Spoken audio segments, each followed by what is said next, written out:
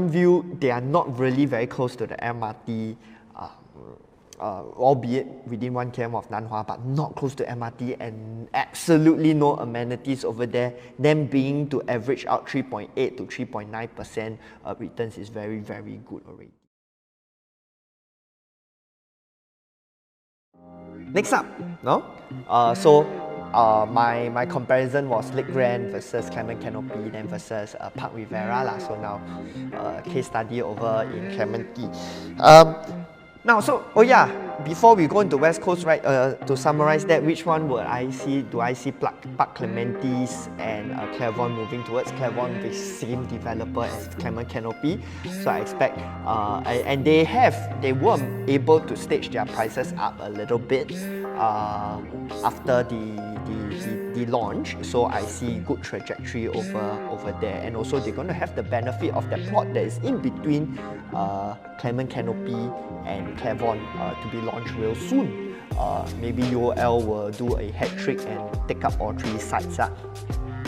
So that potential site will then pull up the prices, just like how Clairvaughn and Parc Clementis pull up Clement Canopy's prices. So Clairvaughn, I think, will follow the price trends of Clement Canopy, and also because at the entry prices at that point in time in Clairvaughn, we had a couple of clients enter into Clairvaughn and Parc Clementis, very, very affordable PSFs, about 1,600, 1,700 PSF. Resale now has already hit, as you can see, Clement Canopy 1,800 PSF. What does that tell me? Very, very strong demand in that area. Okay, so I think we're going to do just fine. And the layouts over in Parc Clementis, okay, even though, I mean, it's by a slightly more experienced developer, probably not as experienced as UOL, but more experienced than IOI, right? It's by Singhai Yi. I love the layouts over there, so I don't see a big concern. And they have also staged up their prices, so I expect also a running handover to the resale owners. Okay, now let's talk about West Coast, okay? So over in West Coast, I've listed down a couple of examples, a couple of condos for us to consider. We have Whistler Grand, right, just TOP, the Infinity, right, TOP into 2008, Monterey Park Condo 2005, then we have Twin View at Parc Riviera. So as we can see over here, I wouldn't take the 6.6% capital gains for Whistler Grand as the trend moving forward, because there's been very little resale transactions over there, so it's not at a good enough number for my liking. Sales volume over here not reflective because there was still quite a fair bit of developer sales over there. So take this 6.6% with a pinch of salt. So if you exclude away Whistler Grand, if you can see over here, the freehold condos in the area did better with a gains of 5.2%, 4.4% over 3.9 and 3.8%. But then again, this is quite generalized. If you really look at it, probably within the same period of time, the newer condo purchases maybe would have made more money. It's been put up because some of them hold it for a slightly longer period of time. Secondly, I believe the freehold condos in the area benefited a lot thanks to our 3 brothers, Twin View, Parc Riviera and Whistler Grand. Okay, but I show this example because later on as we move on to Hillview, it will not be the case. Okay,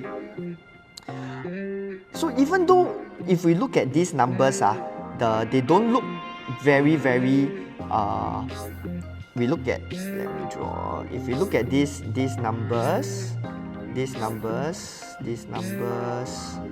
the 99, because a lot of the times people are saying the 99 leasehold condos should do better.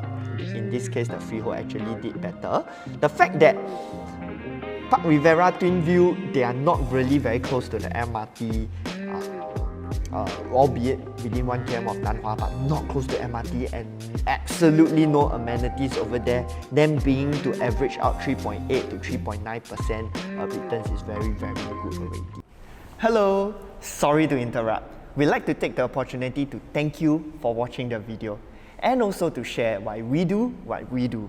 is to empower consumers with hard facts and figures, quality research, and real-life examples to allow them to make the most informed property decisions. So if you found our videos useful, the only thing we ask for is for you to smash that like and subscribe button so that the YouTube algorithm can push out our videos to more consumers.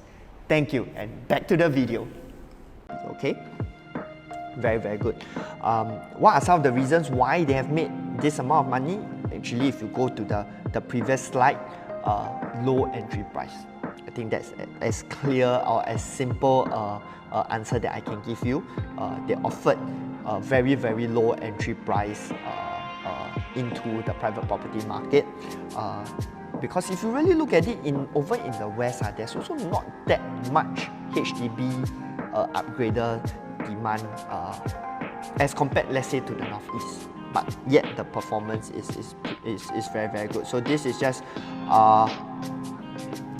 why I'm a big proponent of entry quantums and entry price when it comes to purchases of property. So for the right entry price, right entry quantum, as you can see, a 2-bedder in Clement Canopy can get you a 3-bedder in Parc Riviera.